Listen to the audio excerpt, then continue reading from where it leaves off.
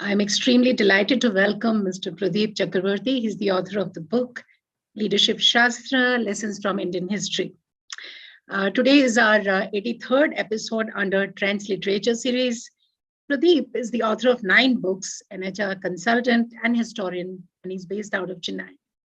He graduated out of the much coveted London School of Economics and has had... Oh, I'm sorry. Dear, can you unmute him, please? Dear. Yes. Hello, everyone. We are back again. We had a little bit of a, mute issue. No, it's fine. You can hear us, right? Yes, Pradeep? all good. So I'd like to again welcome Pradeep. He's the author of the book, Leadership Shastra, Lessons from Indian History. Pradeep has been an HR consultant, historian based out of Chennai. He graduated out of the much coveted London School of Economics and has had more than 20 years of experience in HR and training in Cognizant, Infosys, and McKinsey. He has, in fact, deep knowledge of ancient Tamil history and literature. So what an immense delight to have you with us, Pradeep, on our 83rd episode under Trends Literature series. Thank you. Thank you very much. It's a pleasure to be here. Thank you. Thank you, Pradeep. Pradeep, you've chosen a few historical figures to show how individuals make history and what we can learn from them. I would say it's quite interesting. I've gone through the book and I found it immensely approachable, quite gripping, and very easy to go through. So tell us about your book, about your inspirations about writing this book. We'd like to know it from you. Sure. So the number one factor for the book was you should be able to pick it up in the Chennai airport. And by the time you reach Delhi, you should have finished reading the book with enough stuff to actually practice in your business meeting in Delhi. Okay? So the language is very simple. The book is structured into short chapters.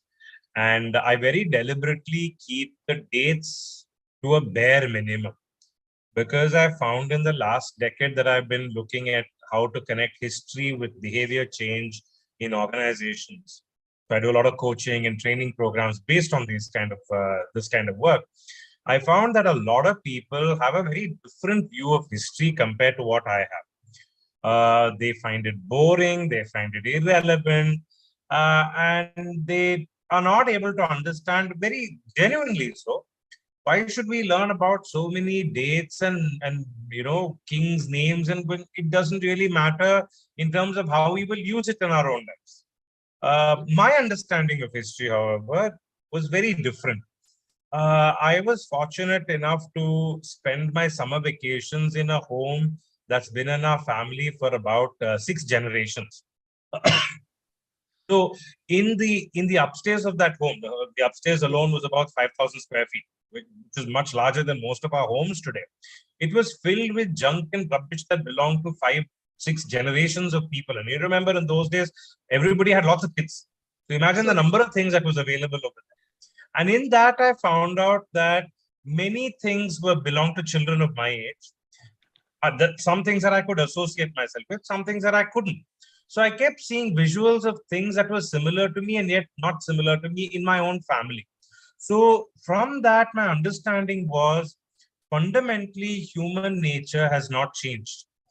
What we need, what we are afraid of, especially what we are afraid of, hasn't changed in the past, is not changed today, will not change in the future. Of course, technology will make it very different. Global warming, climate change will make it very different. No doubt about it. But the fundamental psychological needs and fears we have not changed. So I have looked at my book. 15 people I've taken in my stories. I've looked at what could be their needs and fears that they operated on, and what can we learn from that for our performance. So my job here is not to judge anybody. I'm not looking at whether somebody was a good king or a bad queen or a good queen. That's not my job, because they all come with, this whole good and bad is very, very qualitative. It's very, very contextual. I'm not getting into that judgment.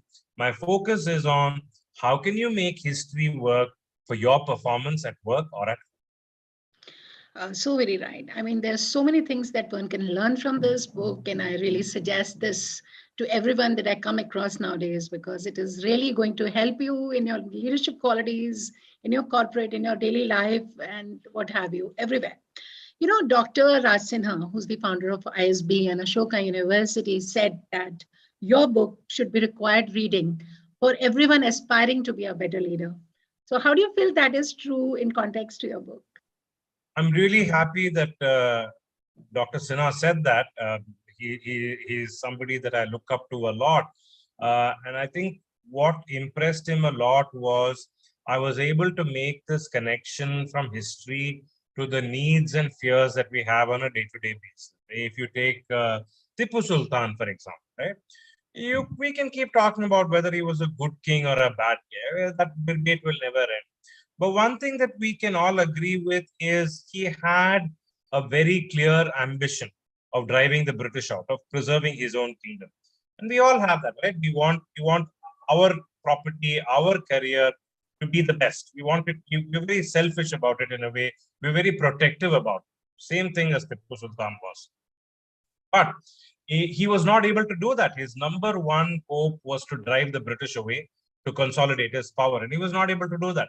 So we're not going to be driving the British out. We're not looking at military conquest, but the need for us to protect what is ours is the same as Tipu's. But what you have noticed in that essay is one thing that Tipu did not do, was to build alliances. He fought with everybody around him. And that becomes an immense lesson for us, that if I have to be able to do something, so if I have to promote a book, if I have to talk to people about the book, I need to be able to build alliances with people like you. Only then will my word get around, 20 people are listening, 30 people are listening. So this is a very logical thought. And it's a shame Tipu never thought of it this way, because if he had, he might have been able to have been more successful in whatever he wanted. Now, whether he wanted it was a good thing or a bad thing, I'm not getting into that debate. But he was not able to achieve what he wanted because he couldn't build alliances. And I've compared it to this absolutely wonderful research and design head I knew in a manufacturing company that I did consulting work for. Absolutely brilliant guy. He had patents. He studied in the best universities in the world. But he could never get along with his peers. His head of production, his head of quality, the people in his own team, because constantly he was saying that he was better than them. And he didn't build an alliance. So because he couldn't build an alliance, he had wonderful patents against his name, but the patents never got used, because at the end of the day, it's not just the patent, it's about actually using that patent in day-to-day life. And he wasn't able to do it. So that was actually one of my earliest examples of recognizing how knowing and doing are quite different things. And I saw that in Tipu's case as well.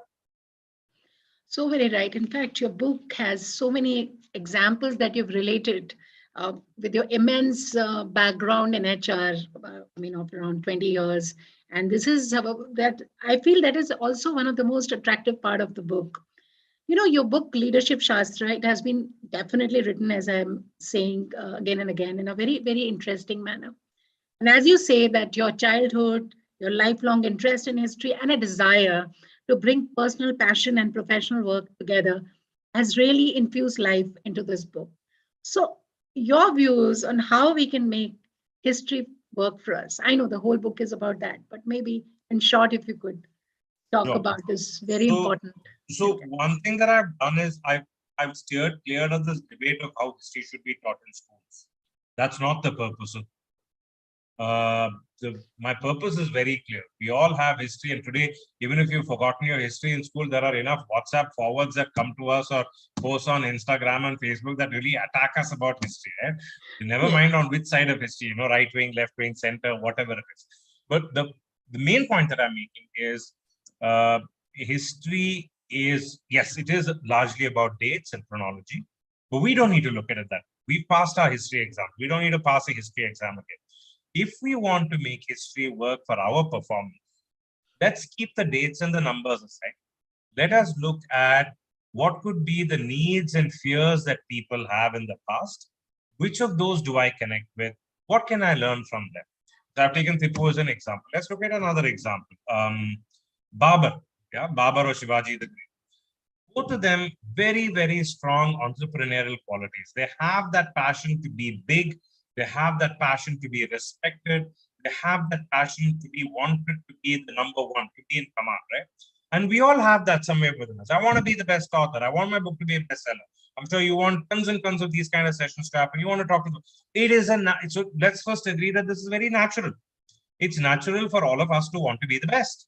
Now, once we've agreed on that, then if we look at from Shivaji or Babur, certain very, very clear patterns come across. They never tend to give up. They're always persistent. Babur wanders around Central Asia for a long time, searching for he doesn't have a country to rule. His uncles have kicked him out. He doesn't even have a place to call home. He has a small band of followers. Yeah.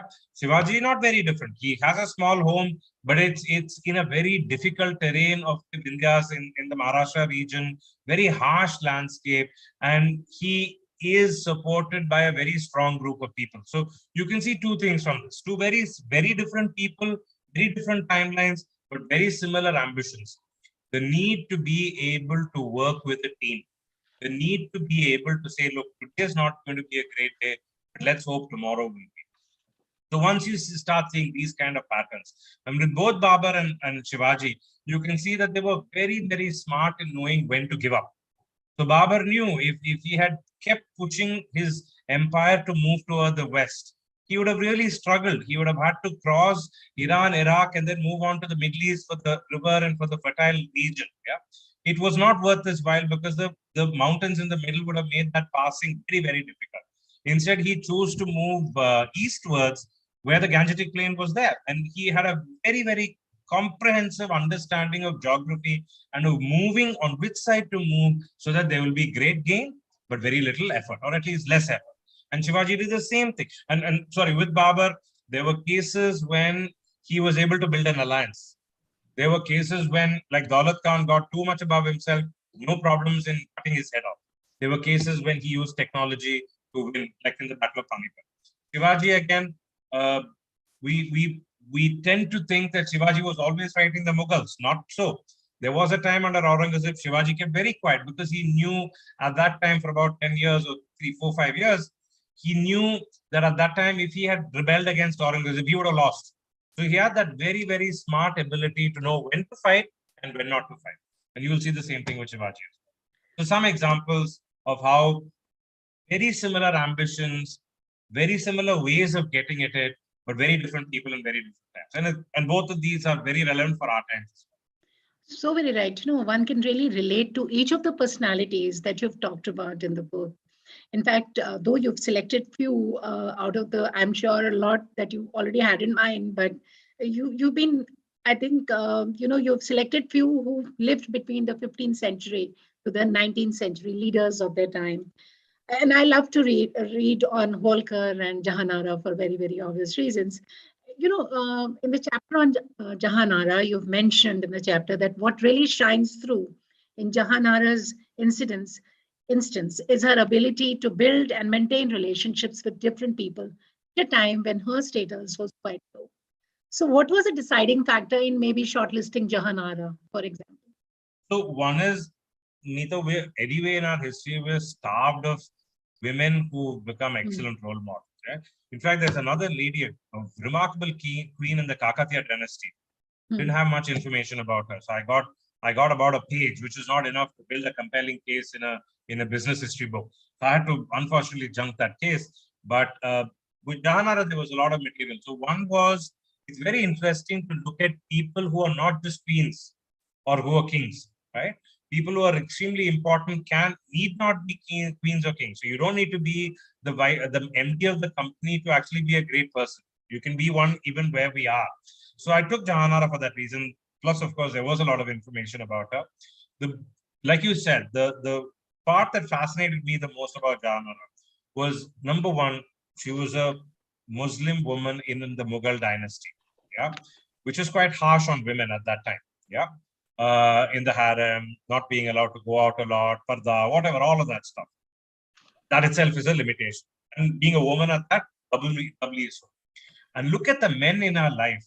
Shah Jahan, Aurangzeb, Dara Shikoh, not just fighting with each other, but willing to kill each other, behead each other. We all talk a lot about Shah Jahan and PT, but go back to history and see what he did to his brothers. Not very, so he wouldn't have been very surprised when Aurangzeb did this to him. Yeah. So in a situation like that, for Janara to be able to manage relationships, and I've written a lot about Aurangzeb, a controversial king. In fact, the Aurangzeb chapter has the maximum number of bibliography. There's about one whole page of it. Yes. And you'll see Aurangzeb was a very, very harsh man. We talk a lot about how he was difficult with Hindus, but look at what he was with Golconda Sultanate, the Muslims. He was equally difficult over there. So for a man like him, who hated his brother, Jahanara supported his brother, and yet after his father died and he became the king, he made her the #1 woman in his kingdom. Yes. Speaks a lot about what she could do. Yeah. And Correct. while we're talking about Jahanara, I also would love readers to go back and read the chapter on Sarfoji II. Now, Yeah. Sarfoji II of Tanjavur could not have been the king if it weren't for the queens of the widows of his adopted father pressing his case. So there is a lot to be said about women, even if they weren't queens, right? They would have still been able to exercise power and do good and do what is right. And you see that in Ahalya Bai Holkar. How could Ahalya Bai Holkar have become a queen if not for her father-in-law, if not for her that military general of her Tanuji, right? So every one of us, regardless of gender, needs support of other people to shine up. And what is the legacy of Holkar one should remember her by? So Holkar, fortunately, we have a little bit more information because the Brits have left us some written records.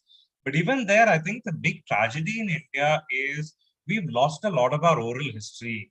We've gone into this colonial mindset. I think Europe has gone out of it, but we are still in that colonial mindset that whatever is written is authentic.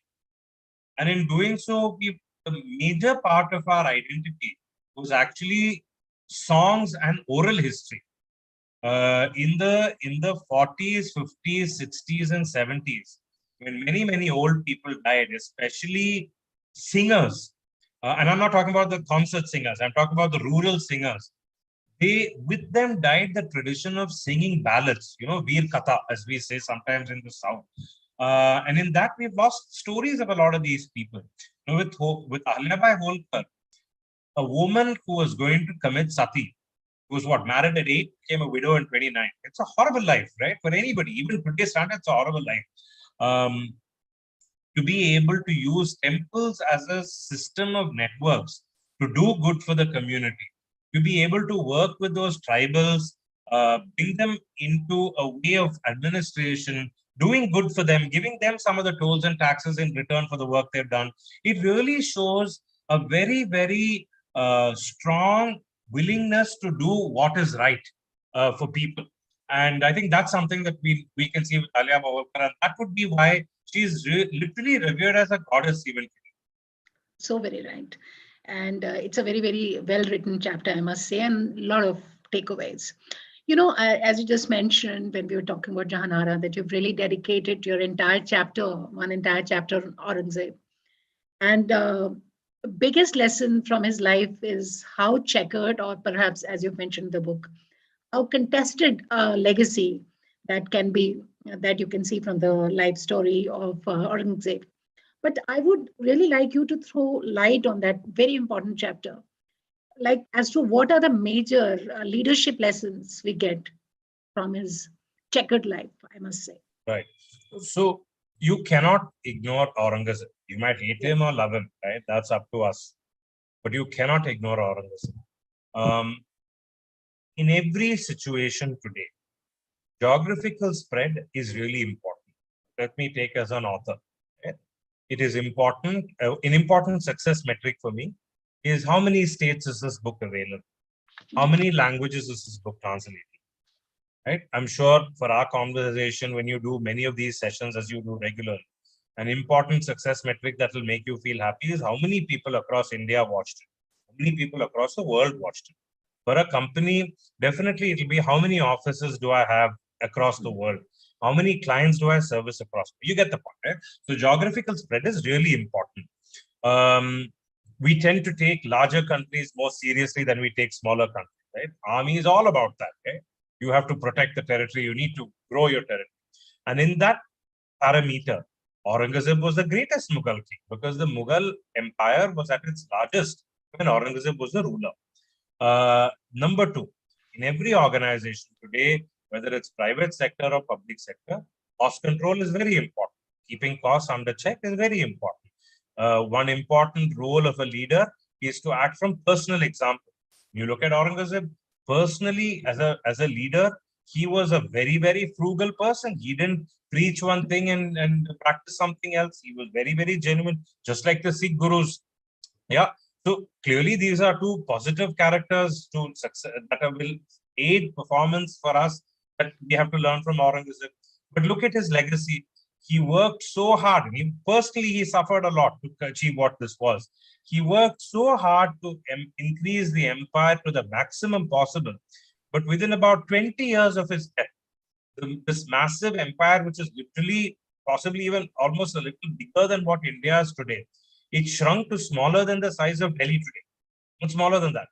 So then, for a man who invested his entire life on building such a massive empire, for it to come crashing down in just 20 years after he died, that's a sad case. And I think the way I would internalize it is,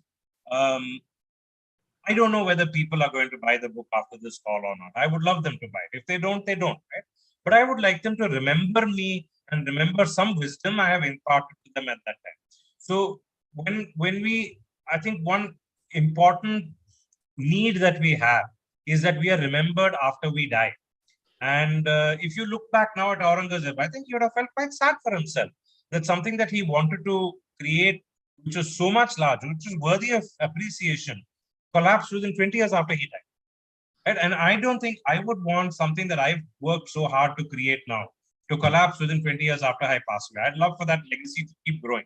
In that context, therefore, it behoves us to look at what did Aurangzeb do that it did not succeed and why so many people don't like I said, it's not just the Marathas, it's not just the Rajputs, it's also the Ahoms in Assam, it's also the Qutub Shahi dynasty in Golconda.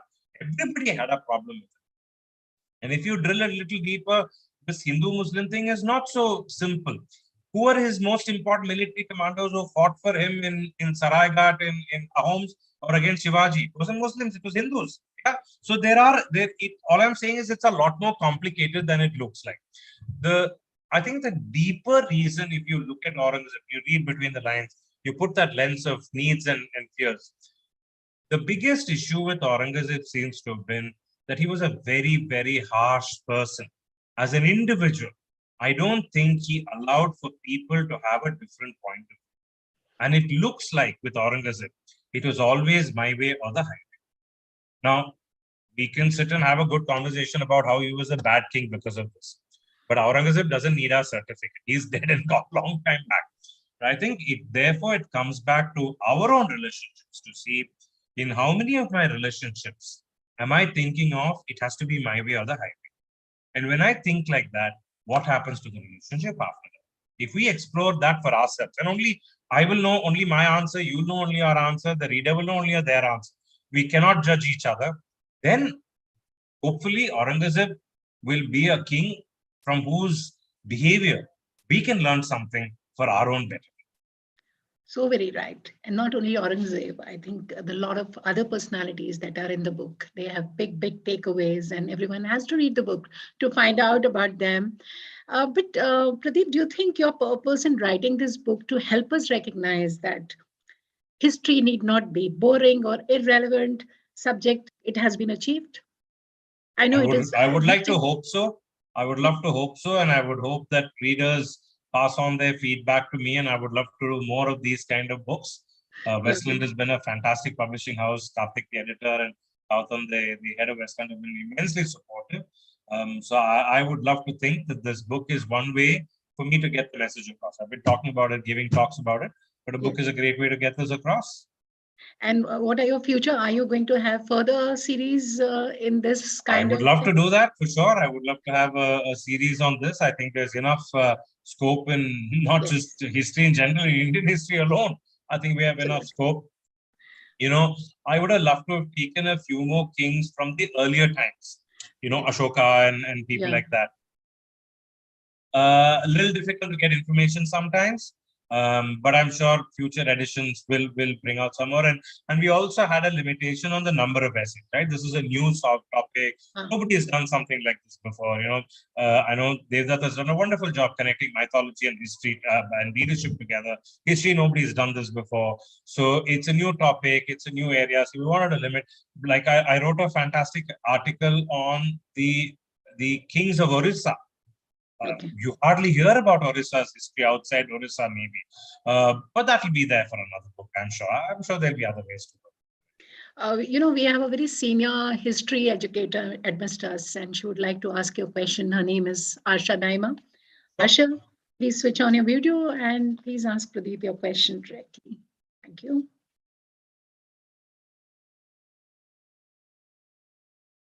Asha, please. Yeah. Hi, Asha.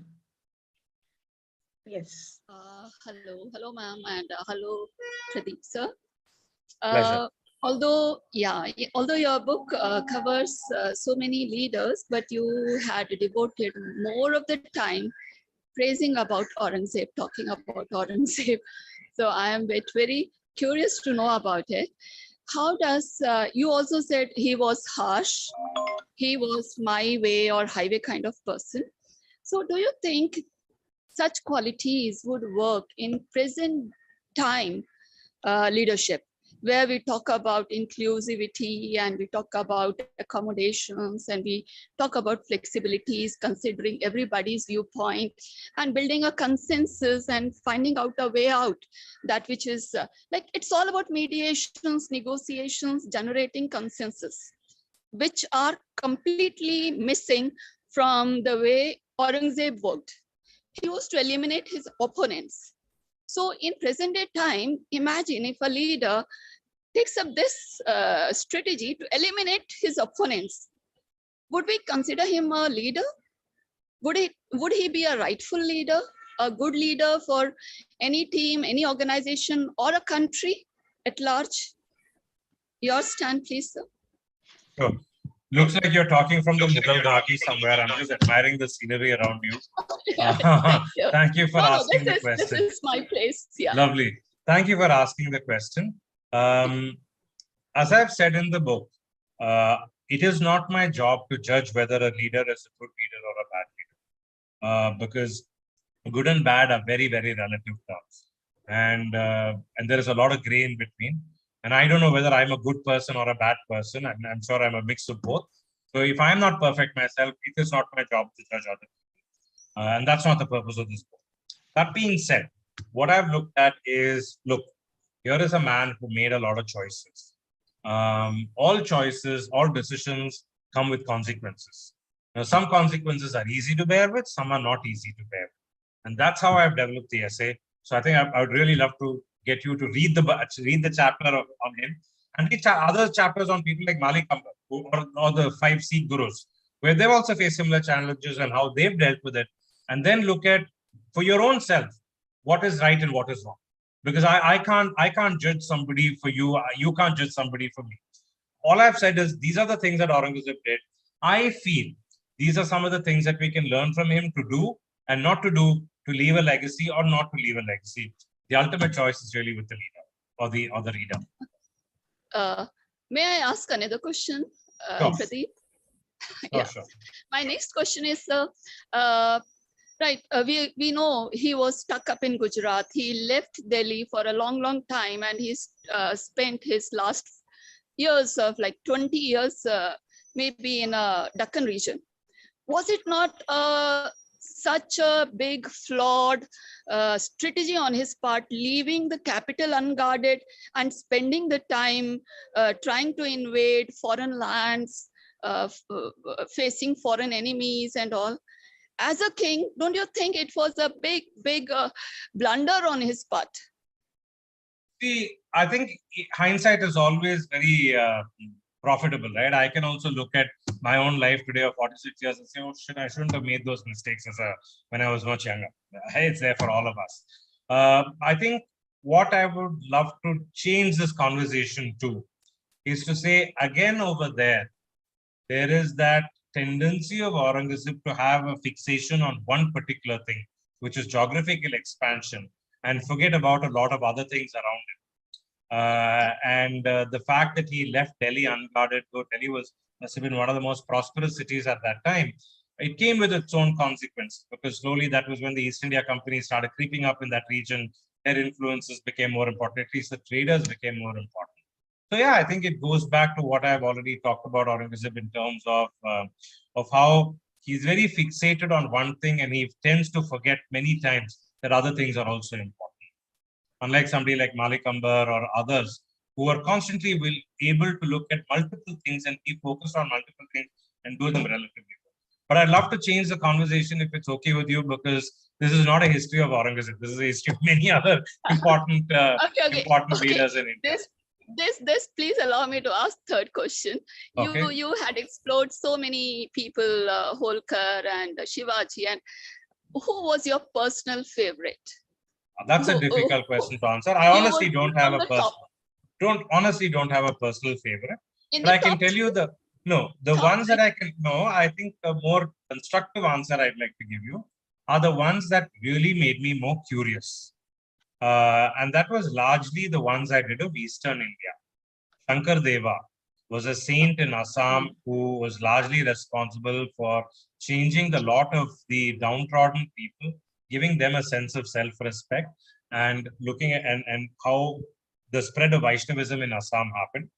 And the other one was the Battle of Saraighat in their homes, and how they were able to successfully defend their territory from the Mughals for about 300 years, which was no mean task.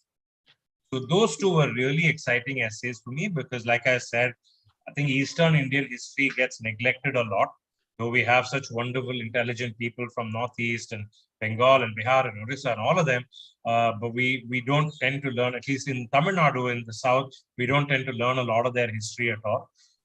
What Lachit Borphukan did, the Battle of Saraighat, were truly exciting parts for me. Right? It was totally different for me. The words, the language, the whole geography over there, I didn't know anything about it. So that really piqued my curiosity. So I wouldn't say that's my favorite, but it really put me out on a challenging position to learn something new about my country, which I didn't know much. Okay.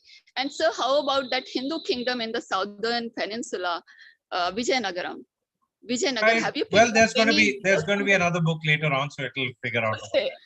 Krishna Devaraya. So thanks, sir. Thank you for answering all my questions patiently. Thank you. Thank you. Thank you, Asha, and I must congratulate you for your such wonderful questions. You win a copy of the book. I have 3 giveables, and the first one goes to you for your wonderful questions, and the rest to I must request everyone to kind of comment, give your comments on the video of YouTube, and the best 2 comments, and once you subscribe also to the channel, wins the book. Now we have Neeta Aneja. She is my partner in crime. She is the co-founder Friends Literature Series. She has a few questions for you. Yes. Okay, go ahead.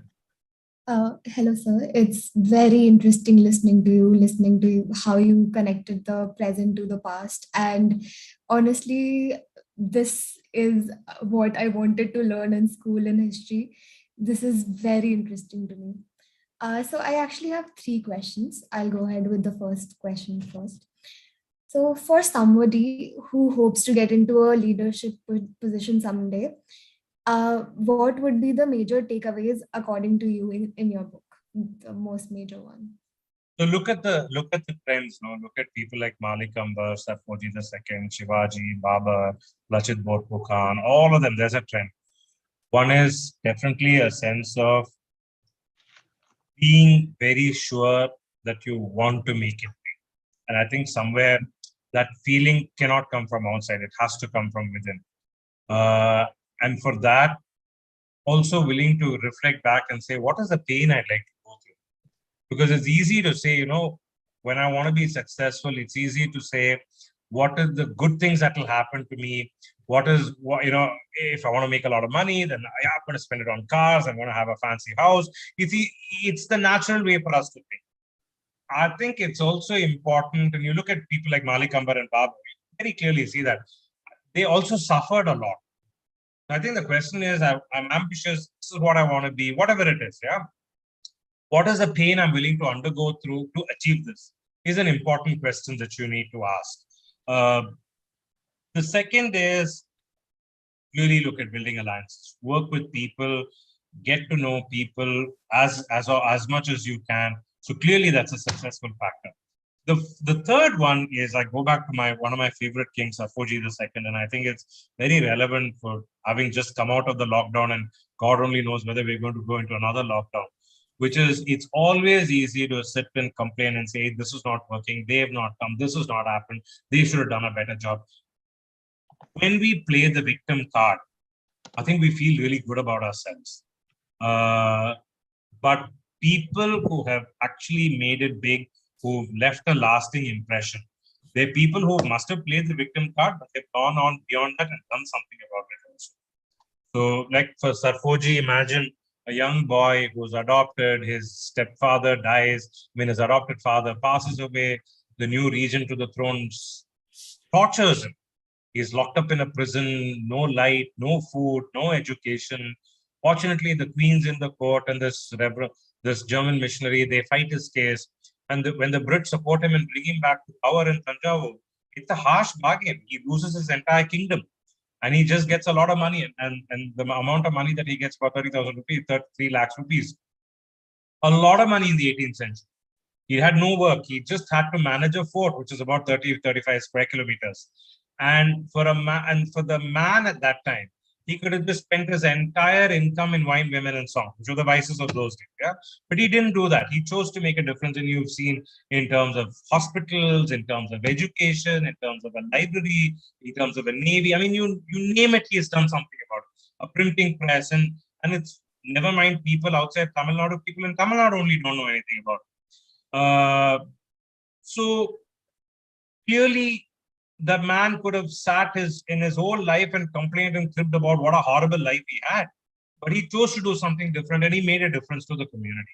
So these, I think, are three clear lessons that we can get from all these kings on if we want to leave a big legacy, these are something that we need.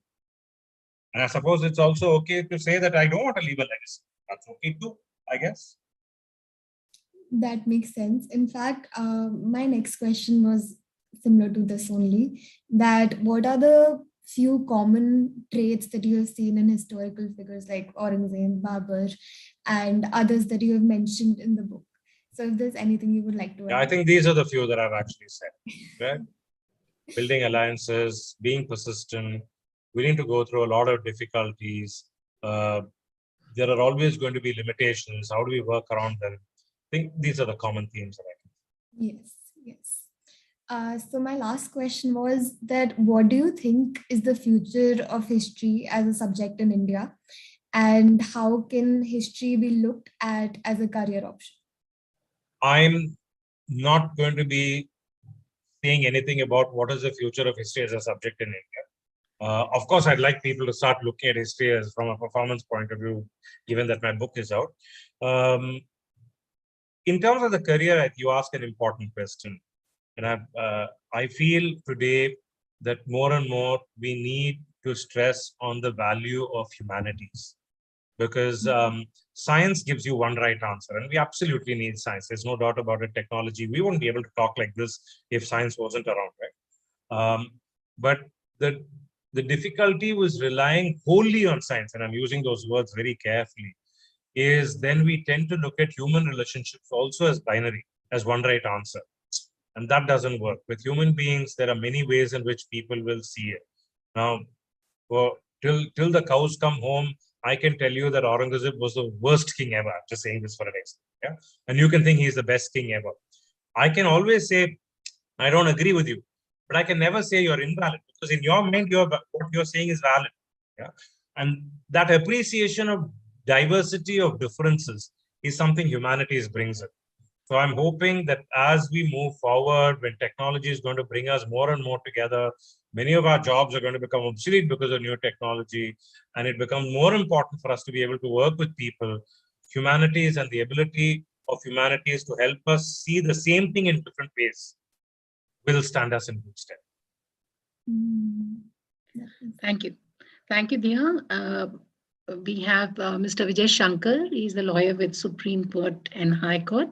he would like to ask you a question. But in the meantime, you've been talking about Manik Ambar a lot. So maybe a few lines on him by the time Oh, Vijay right, yeah. switches on his video. Malik Ambar is a very interesting personality. Yes. He was the king of Ahmednagar. Actually, he wasn't even the king. He was the chief warrior.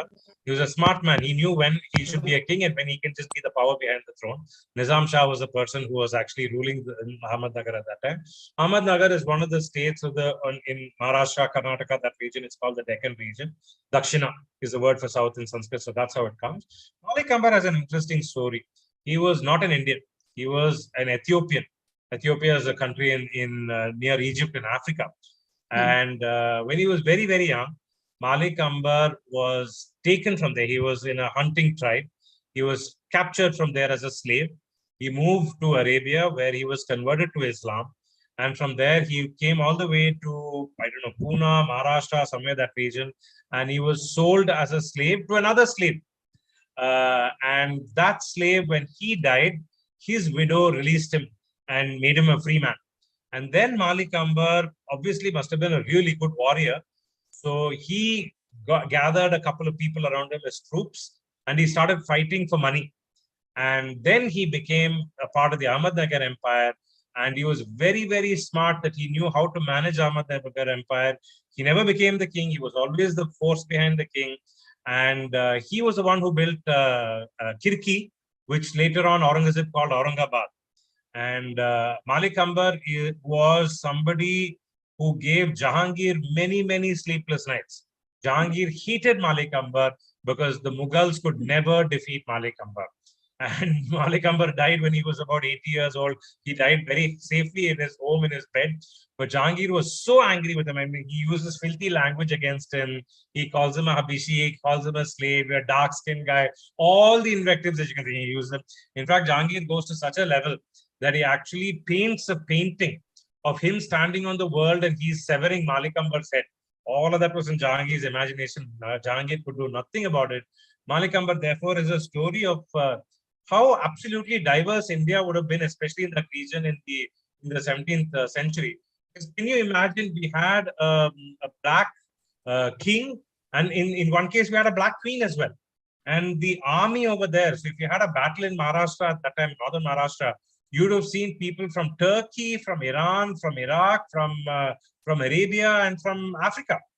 You can't even imagine it today, but that's how India was at that time. The Malik Ambar story, it's the first chapter in the book. Yes, it's a remarkable story for, it's the first story. Remarkable story in how a man with so many odds. I mean, even today, if I had to relocate from Chennai to, say, Bombay, right? Even if it's a metro, or better still, if I had to relocate to a smaller town, I would face a lot of difficulty in settling in. I don't know Hindi, for example. So imagine how many more times it would have been for Malik Ambar yet to come to India at that time and make it big. Remarkable story. Fantastic. It was my favorite story too. So that's why I wanted you to talk about it, so that people should read it further in the book. That would be lovely. Yes. Yeah. Yes, Vijay, please, your question. Good evening, sir. Many congratulations on your book. Thank you. Sir, my question is very much like Tipu Sultan, Marathas also went to Panipat without allies. Marathas went to Panipat without allies, and Sadashiv Bhau was a very strong leader. He was a very successful general in the Deccan. Right. Very successful general. So my question is that what is it which motivates very strong leaders to choose individual self-glory over teamwork? That is a very tough question. I think it's a very individual question also. I mean, see, this problem has been there from the time of Dhritarashtra. Do I choose the best? Do I choose the best person to succeed after me, or do I choose my favorite person? It's a tough question. And if you've seen leaders like Malik Ambar didn't do it. He didn't plan succession very well. Yeah, Ahmednagar didn't work so well after he passed away. If you look at the Sikh gurus, remarkable ability to manage succession. I've only looked at the first 5 Sikh gurus, Arjun Dev or Ram or Nanak, all of them, Angad, they were all chosen by merit. And I think they really managed that very well. So when you look at the legacy of the Sikhs and the Sikh guruship and how it has progressed, I would say they really, at least the first 5 who I did the research on, they really worked on putting the merit of the person over family connection. It's it's an emotional question, right? Of how to deal with this, Vijay, of whether I do the person I love or the person who's most important. The tough choice. Thank you so much, sir. I'm looking forward to read the book. Thank you so much. Definitely. On this note, I'm afraid that we need to close this session. Much that we would like to ask you more and more questions. But any last thoughts, any last reaction from your side on the book that you would like the viewers and the readers to know? I would really appreciate it if people read at least a few chapters of the book. I've put a lot of thought into writing it in a way that it makes it readable. You get the essence very quickly, and you keep the dates and the numbers to a bare minimum. So yeah, I would say if you can look at history differently from this book, at least in those 1 or 2 essays, people are smart. They'll get it after they read 1 or 2 chapters. You'll get the broad sense. And in the end, anyway, I've given that sadhana chapter on how to actually use the chapter. That's very useful. Thank you. So some guidelines on how you can use it. Not comprehensive, but I think everybody can tweak it to their own benefit. I think that giving people that choice is very, very important. I think I'm that kind of a person. That's important to me. So I'm really hoping that people will find use of the book. And yeah, of course, I want all the good things that authors want, right? A good review in Amazon and spreading the word around and all of that stuff. But apart from all of that, on a very serious note, if this book can change the way you look at history and then you look at your own history and people around you, never mind Tipu Sultan, all of them, but our parents, our grandparents, our uncles, aunts, bosses, all the people around us. And if we can learn from that on how we can live to our fullest potential, I think I've done a good job. Thank you very much. Absolutely. You've already done a very, very good job. And we are really hoping to get more in this series, and we wish you all the luck. And thanks for joining the Trends Literature series in its 83rd episode today and sharing your valuable perspectives on the leadership. And I'm sure it'll be useful to a lot of people. Thank you. And please do subscribe to our YouTube channel and do press the bell icon to get all the notifications. And also you have a chance to win 2 more books. Please write your comments on the YouTube video that you'll find on the YouTube channel, and you stand to win such, and the rest can definitely buy the book from Amazon. And it's a wonderful book. And thanks to Westland for putting this